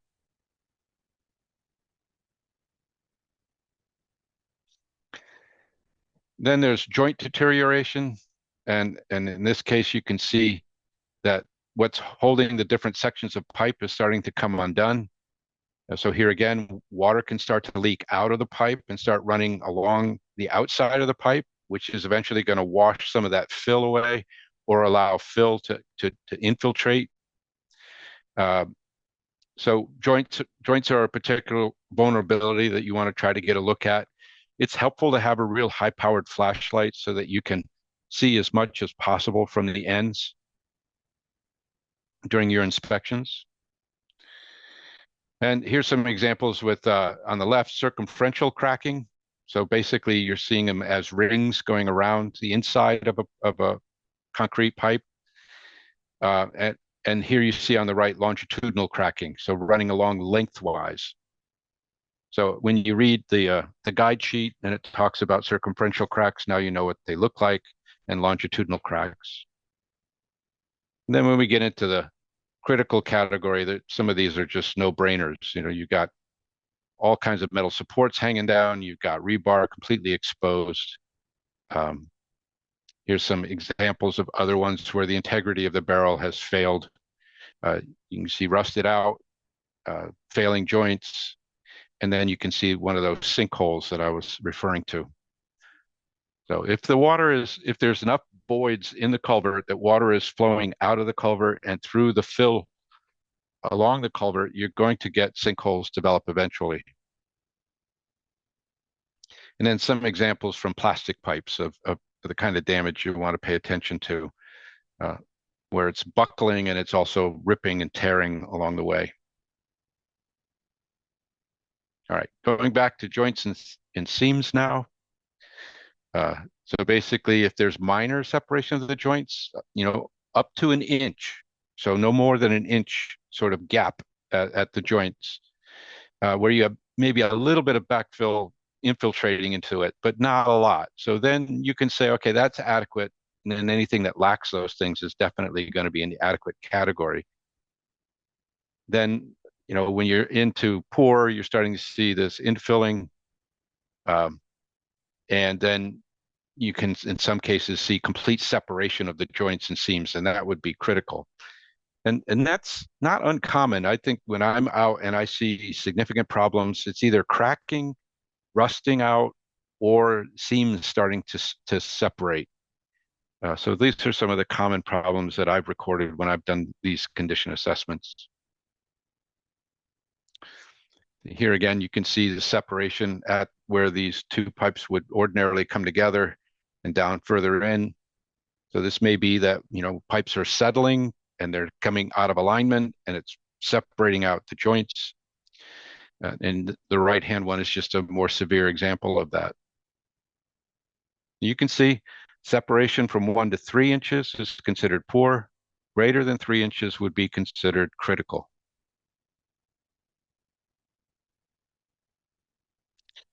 So it's just important to have that cheat sheet with you so you can read the descriptions and be able to compare what you're seeing in the field with what is being described as either poor conditions or critical. Now we're moving on to talk about footings. So footings are essentially the things that you would use to support an open bottom arch. In some cases, they can be involved as a bridge too, the footings at a bridge. So adequate is there's minor to moderate deterioration of the foundation or footings. Concrete, it would be minor or moderate cracking, scaling, or spalling. You can see in this photograph, there's definitely been spalling around the edges here. Masonry is where you see moderate weathering or minor joint deterioration or loss of border. You know, these are no settlement or slight settlement or undermining, minor footing exposure. That's the kind of language you'll see in the cheat sheets that'll help you try to make that call out in the field. Here's a situation where there's water running. That you've got basically a scour happening here, but there's probably also water running underneath this structure because it's now undermined significantly enough that you're going to rate it in the poor category.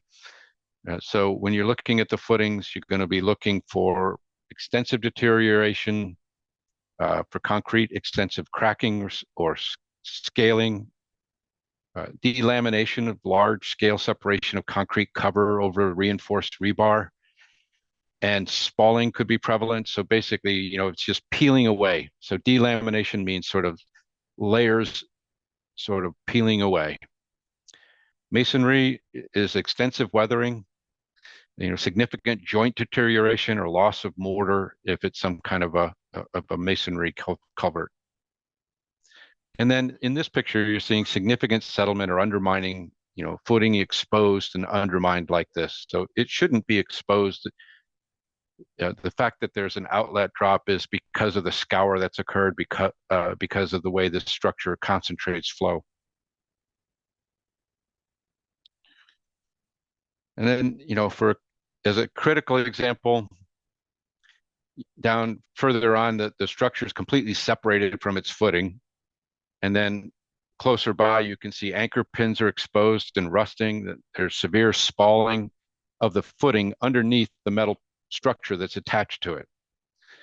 And so you can see for concrete, severe cracking, scaling, delamination, or spalling, or masonry structures, severe weathering, failed joints, or displaced masonry blocks.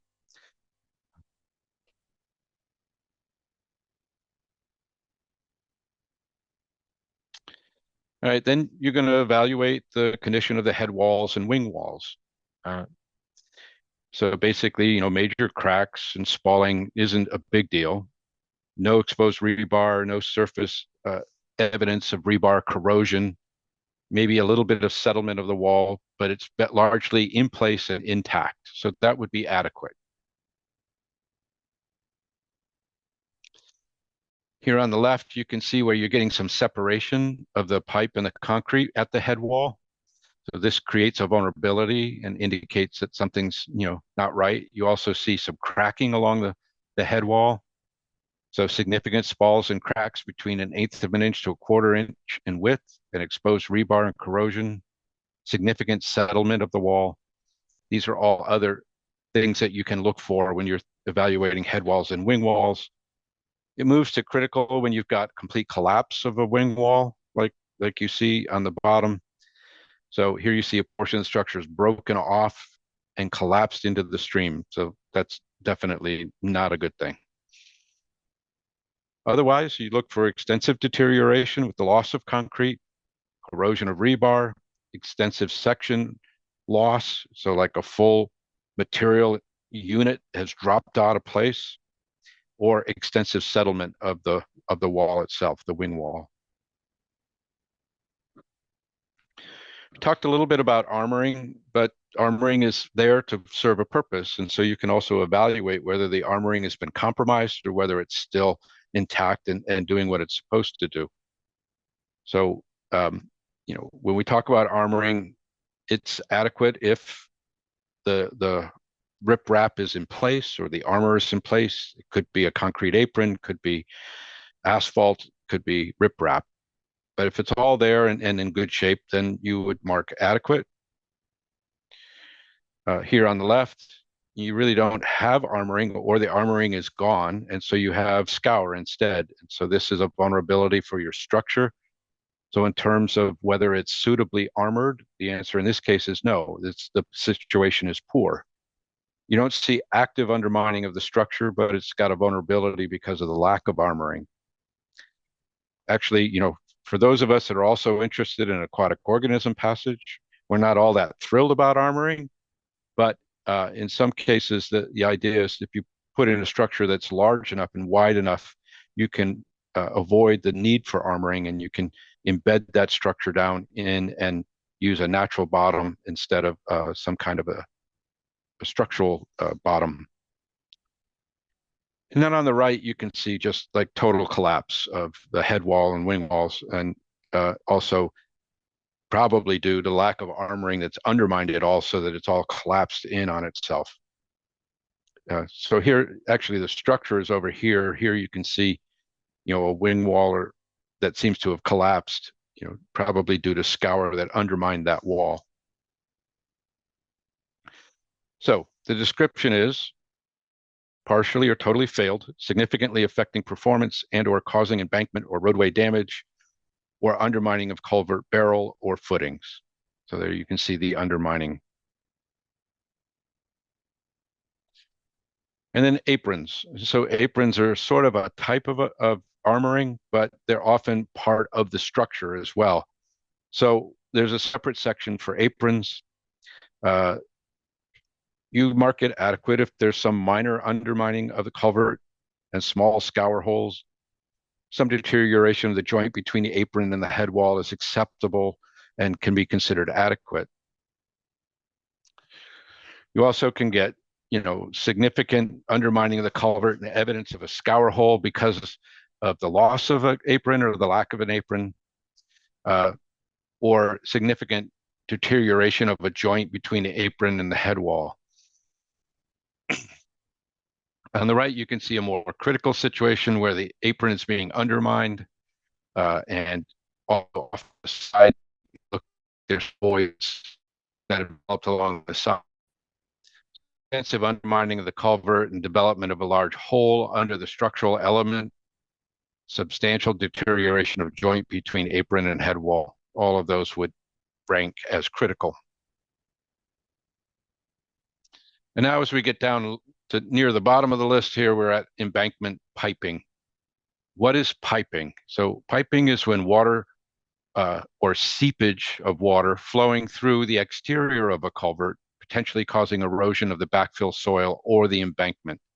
So this is where water that's supposed to be going through the culvert is actually moving along the outside of the culvert and taking with it some of the backfill, and in some cases causing the collapse of the embankment, or in other cases, some sinkholes from developing. So here's a situation where the seepage is relatively minor. You can see water that's moving along the outside of this culvert, and it's now coming out at the outlet side. So it's moist. You can see there's some water seeping through, but it's not creating a void. It's not transporting material. So no evidence of flow, no evidence of sediment transport. So this would be a fair situation, so call it adequate.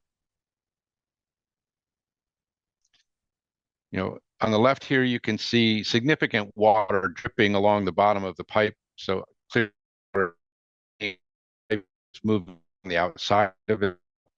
And you've got a gap now under the pipe that's starting to develop because of the transport of sediment. So evidence of seepage through the embankment along the outside of the barrel culvert, sediment transport, not terrible, just a little bit or no transport observed. But it's not just moist, it's actual water you see flowing along the edges of the barrel. at the outside of the barrel. And then it becomes critical when it starts to remove enough fill that you start to see the roadway slumping.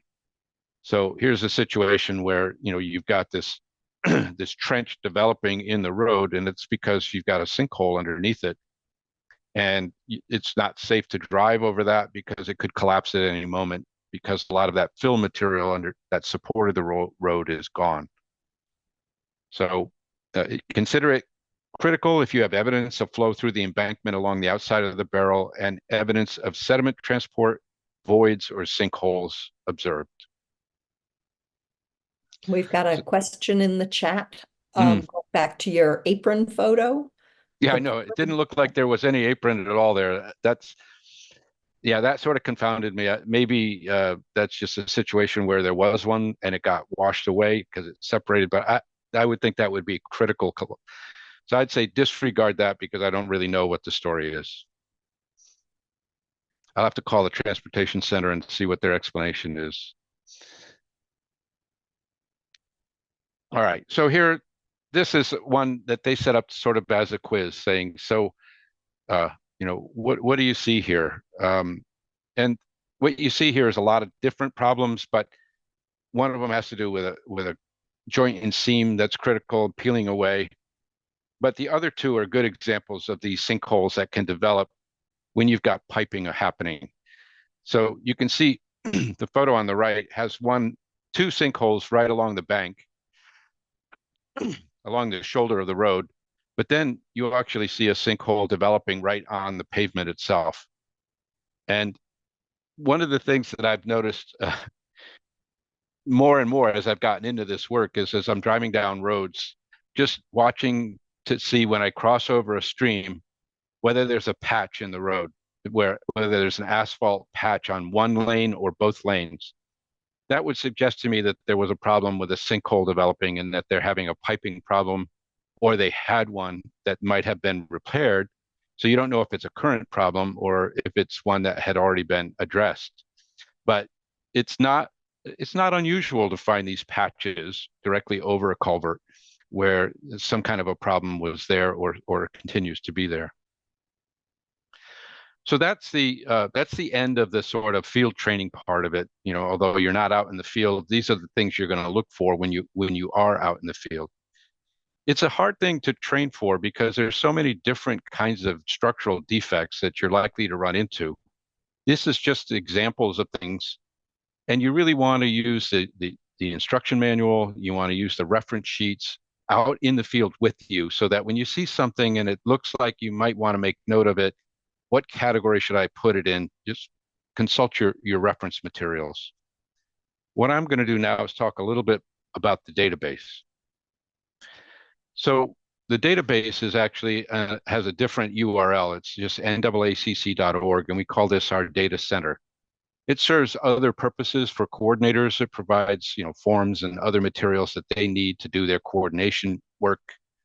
But the main things that you have are you can search for crossings, and you can do that even without logging in. So basically, you don't have to be credentialed in order to get access to the data in our database.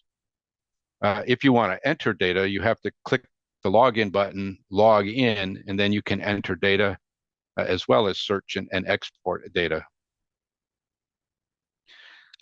Now, when you're doing data input, you can do it directly from paper forms by using this data entry form on the website, or you can use electronic data collection, again, using smartphones and tablets. When you do the electronic data collection, you can then bulk upload all of your stuff, so you might have 20 or 30 assessments stored in your phone or stored on your tablet. And then you can just load everything into the computer all at once. And then the only thing you have to do is match the various different assessments to the crossing points themselves. So I'm going to talk a little bit about how that is done. So basically, when you go to the data entry screen, the first thing that you're going to want to fill out is the latitude and longitude from your GPS. And if you're doing bulk uploads, it's going to present you with one crossing at a time for all the crossings that you did.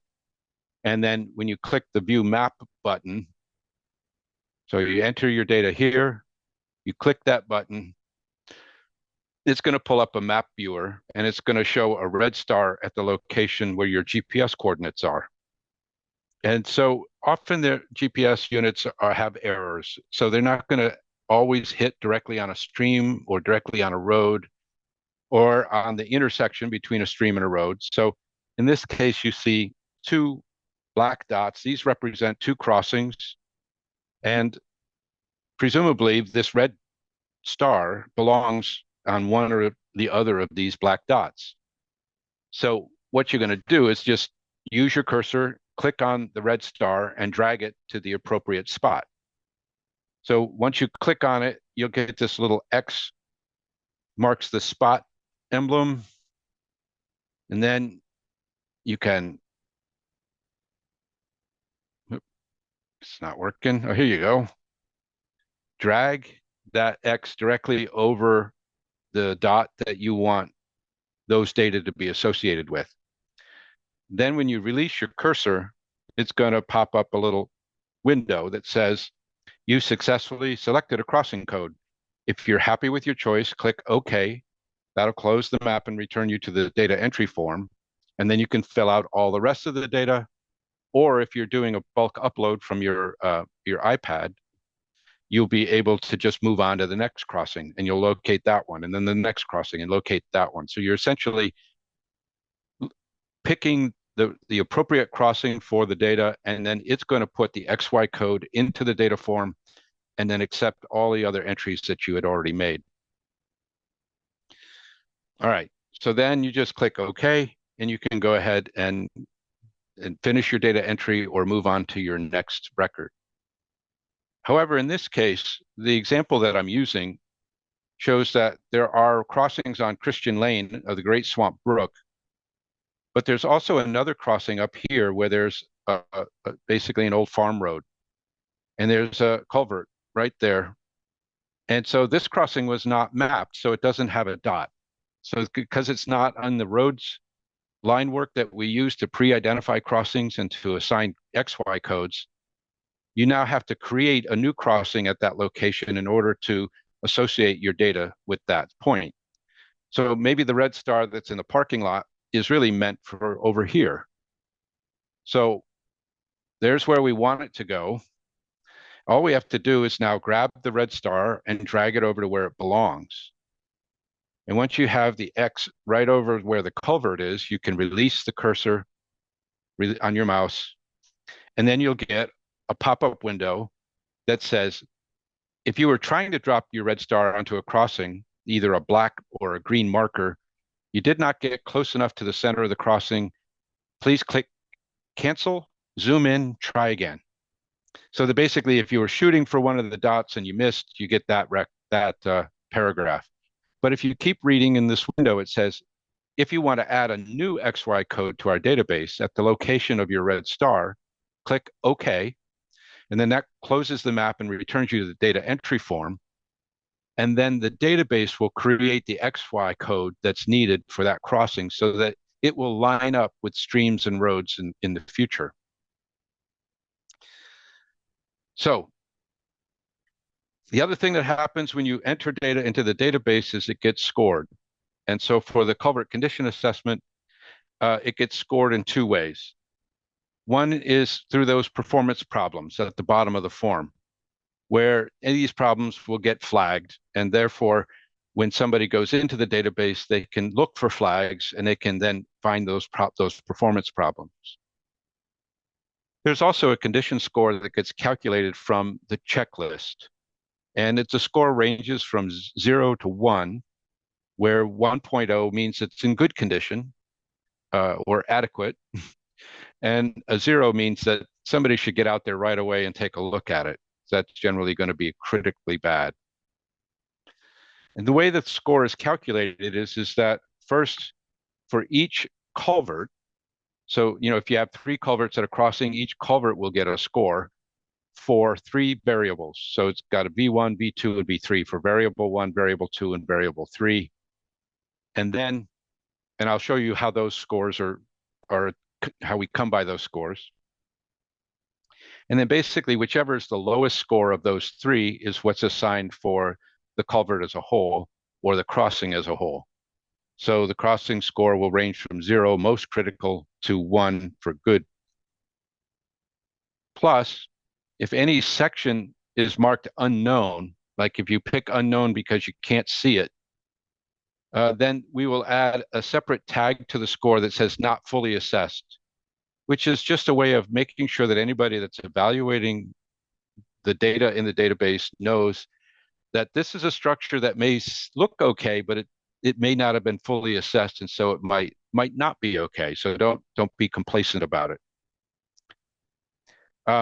Unless the score is already 0, and in which case then it's going to get a lousy score. So for example, if the score comes out as 0.7, but it's not, but there's something that is listed as unknown, then the score will be 0.7 not fully assessed, or 0.3 not fully assessed.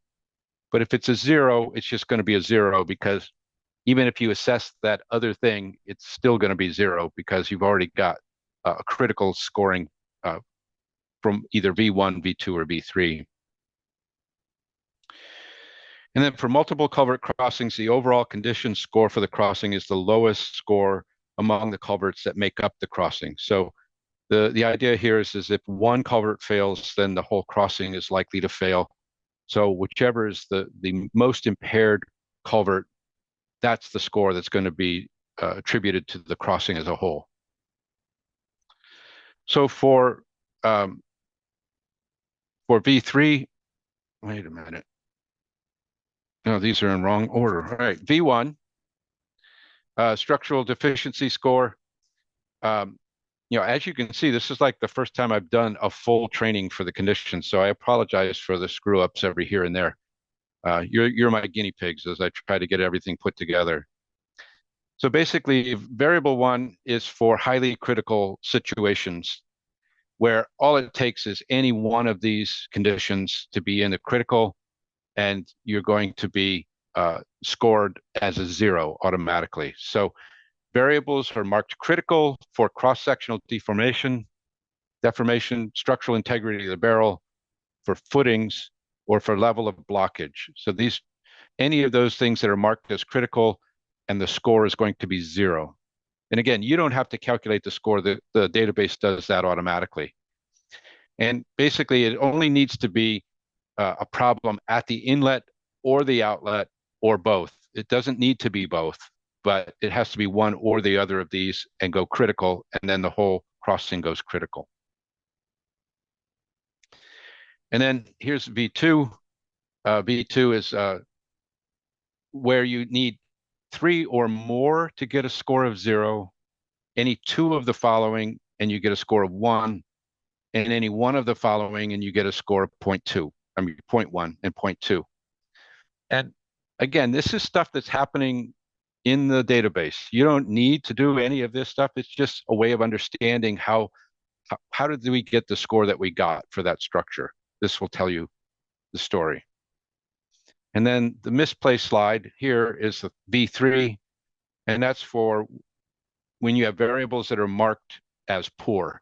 So these variables, not all of them, but some of these that are marked as poor, then basically you get a 0.1 point deduction from 1.0.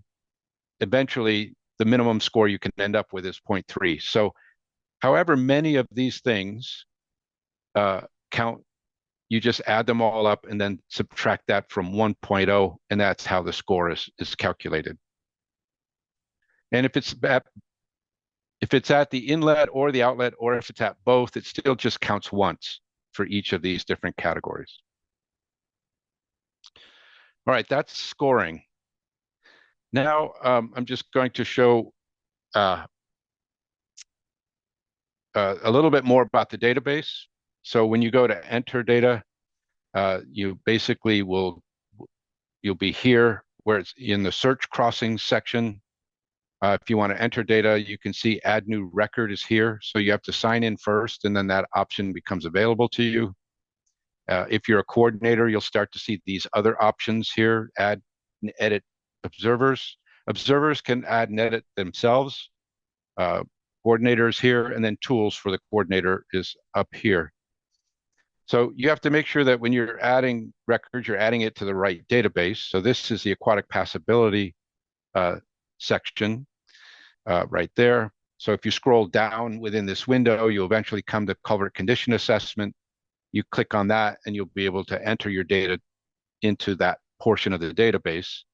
Or you can then pick that and use the search in order to search the database for culvert condition assessments within your town, within your watershed,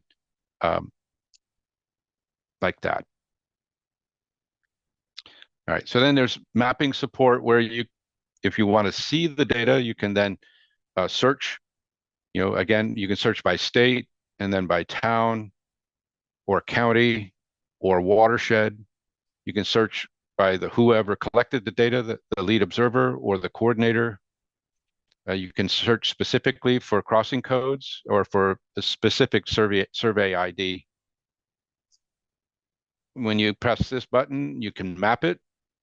So when it looks like this, it means none of these have been assessed. So that's where you have work to do. You can zoom in and you can find out what the crossing codes are for each of these black dots. You can generate reports by basically doing your search and then clicking on this bottom section here where you can export it as a simple Excel report or as a detailed one, or you can download it as a shapefile and put it into GIS. You can also map the results, and if they're actually assessed crossings, it's going to be color-coded by how much of a barrier they are in this case, but if you're doing the condition assessment, it'll be color-coded by the condition scores. And if you zoom in, you'll see the XY codes. If you click on one of those, then you'll start to see the data that were collected, photographs and other data collected that are stored in our database. And then just to wrap up, I want to show you how our Stream Crossing Explorer works. Why does it say all before 2019 for the culvert assessments? Because basically the only thing that's in the database right now for condition are ones that we did before we actually officially launched the condition assessment. And those are all in the Deerfield watershed where we did a special project using my old crossing assessment methodology. So once people start entering it in, then there will be another entry underneath that says since 2019. So those are the ones that are using the official NAACC condition assessment. Question is, if we have volunteers, help me with the assessment, which resources would they need? Will this training be uploaded to NAACC website? I think that BEAT is planning to have this recording, so if you want, you can ask them for it, or they may post it publicly. Anybody who's out there with you doesn't need to be trained as long as you're trained and certified. And basically, by going through this entire training, you'll be certified. If they're going to work on their own, then they will need to be trained either through another session like this, or by perhaps watching the recording. I missed this, but is there a place where photos can be added to the condition assessment? Yes, it should be opportunity to upload photos that you take there. When you're using the ODM or the offline data manager, which is the electronic data form, when you actually take the pictures, it automatically labels them and associates them with the data that you're collecting. So that when you do the bulk upload, it'll already take your photos with it and upload it there. If you're using paper forms, then you'll need to do each photo one by one and upload it that way.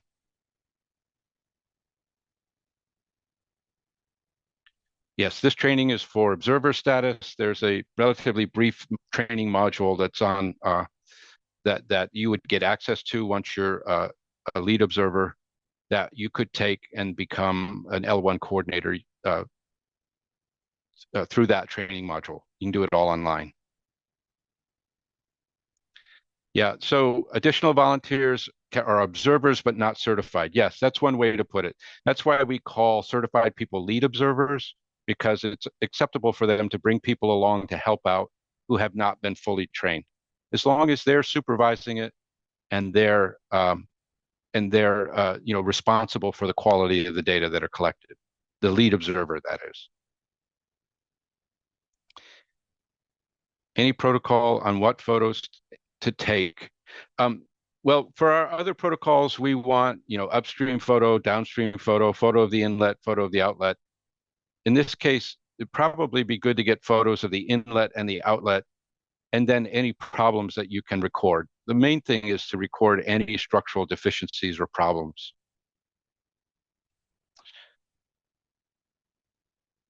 All right, how do new lead observers get certified? You could be watching this recording. I think mostly we're going to want them to be part of like a scheduled Zoom training, so that as I get better, the training will be better once I get more practice.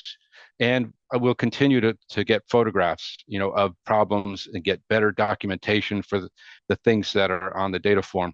So I think the training is going to continue to get better over time as we get more experience, and it would be best if any new people got the most up-to-date training.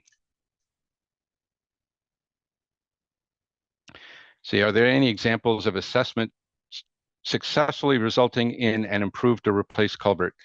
Well, we really haven't released the condition assessment, so we don't yet have an example that I know of for this training.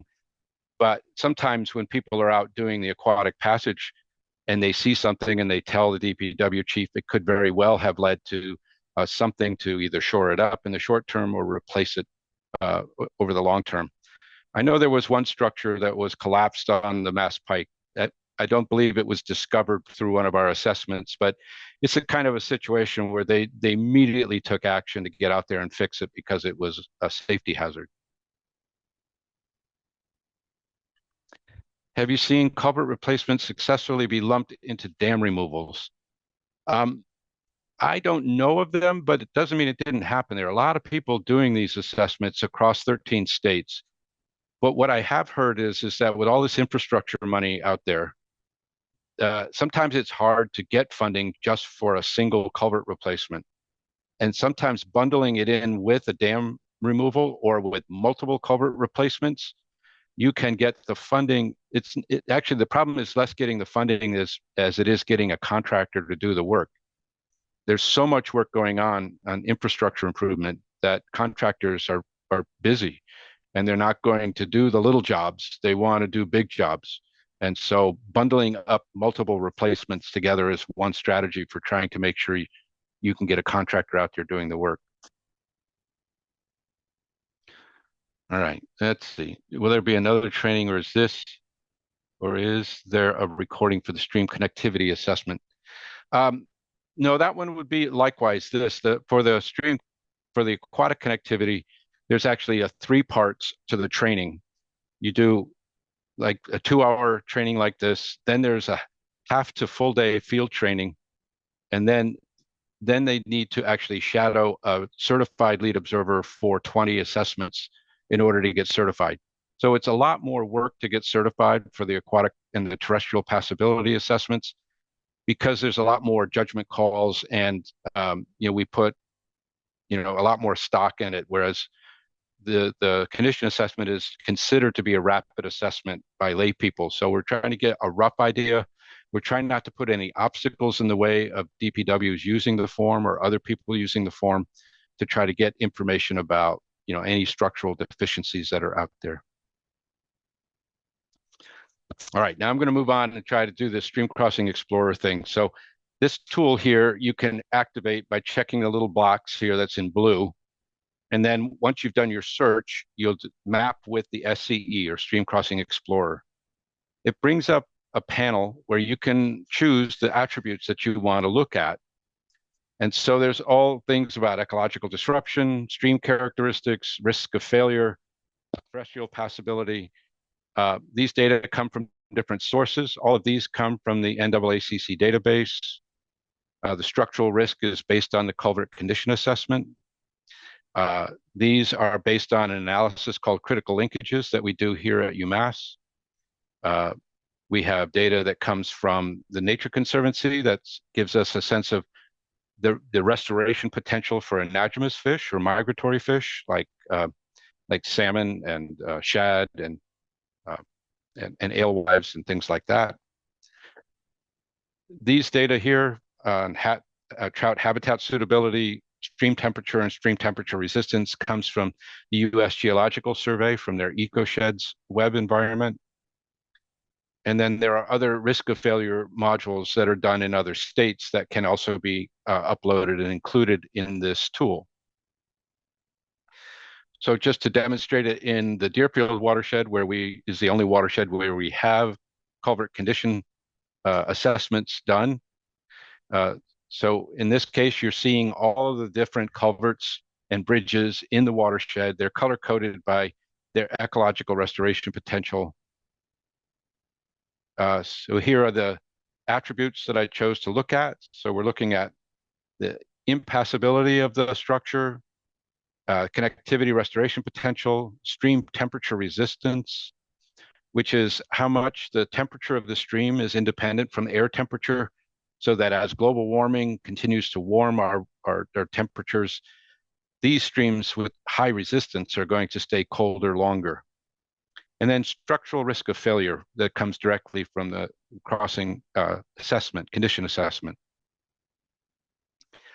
So using this button up here that's circled in red, this is the charts button. You can then add chart data and then scroll down to select the attribute one of the attributes that you selected to work with. And so the first one that I'm selecting is stream temperature resistance. And so once I've selected that, it's going to pop up a histogram or a bar chart that shows the range of values of stream temperature resistance for all of the crossings in the watershed. So what is the stream temperature resistance of the stream at those crossings? So if I'm worried about climate change and its effect on cold water fisheries, what I may do is just choose things that have high temperature resistance. So I can then sort of use this handle here and slide it over, or I can put numbers directly into the windows. So I say, all right, I'm going to gray out all the things that are of low resistance and stick with the things of high resistance. And when I do that, you'll notice that it goes from 858 crossings in the Deerfield. It now filters them down to 411 that meet that criterion of high stream temperature resistance. Then I'm going to add two more variables. One is structural risk of failure, and the other is connectivity restoration potential. So ultimately, what I want to do is I want to select crossings that are on streams with high temperature resistance, that have a high risk of failure, meaning that they're not in good shape, and have a lot of potential for restoring connectivity. So I'm going to use the slider bar to then filter from 229 crossings now. It's now dropping down to 64 using that slider handle. And then connectivity restoration potential, it goes down to 41 as I select only those that have high restoration potential. So now I've gone from 858 crossings in the Deerfield watershed to 41 that I'm really particularly interested in. And so then that's where you might get a team of folks, people who are interested in fish passage, people who are interested in the safety of culverts, and you go out and make it a plan to visit all 41 of these and get a better sense of which are the high priorities for replacement in the near future.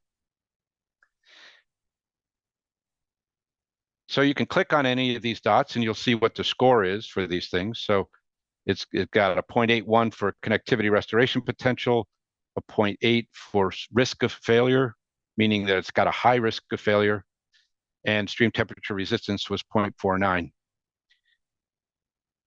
If there's a little camera icon down here, you can click it. It'll go directly to the database and it'll pull up the data that we have in the database for that crossing. All right, and so wrapping up, here's the URL for a portal site that we set up that can show you where you can go to get other information as well as get access to our sites, streamcontinuity.org. Our site is streamcontinuity.org/NAACC. Again, the data center is NAACC.org.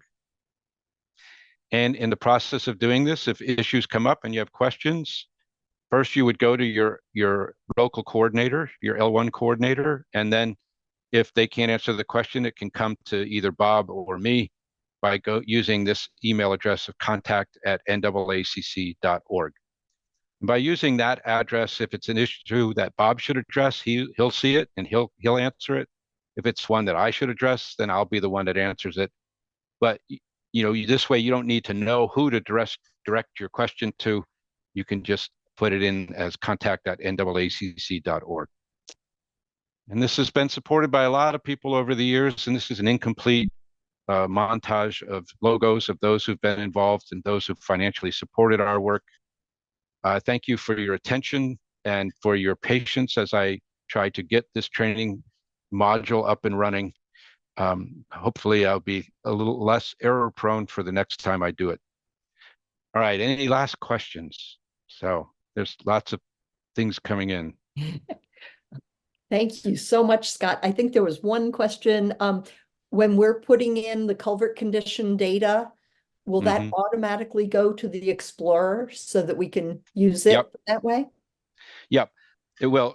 Basically, what we do is once it's in the database, it needs to be reviewed by the coordinator. Once the coordinator approves it, then it goes public. And so as soon as it's reviewed and approved, it'll be available in the Stream Crossing Explorer. And the link to the tool is you just go to the data center, and anytime you do a search, you'll have access to the tool. So as soon as it returns your search results, or as soon as you get the panel, you click that little button for SCE, and then when you get your search results, you can click Map with SCE, and then you'll be into the tool. Let's see, other ones that I may have missed. Automatically. All right. So fantastic. Thanks. I see you're answering some of the questions about coordinators in the chat, but if you want to say anything more verbally, feel free. Chelsea, do you want to say anything as our L1? I'm not sure what to say really. I guess we do plan on doing a couple of field days for anyone interested in getting certified to do the aquatic connectivity training or surveying. So if you're interested in that, feel free to email us at team@thebeatnews.org, or you can email me directly, chelsea@thebeatnews.org. Yeah. Do you have anything else, Jane? No, but another question for Scott. How do people get certification for having done this to be able to enter data? Yeah, so if you send me a list of all the people who actually sat through the whole thing, then I will then tell Bob to put them in as certified. And so then we'll send instructions out from there. But it might be that if Chelsea's willing to start off as the L1 coordinator and get people certified, then they can start deciding who's going to become an L1 and move up and basically manage their own projects in their own geographies. Okay. That'd be great. Yeah, we can do that. Super. Thank you very much, Scott. And thank you everyone else for attending. This was great. Thank you, Scott. All right. Thanks, everybody. Have a good afternoon. Thank you. It was super.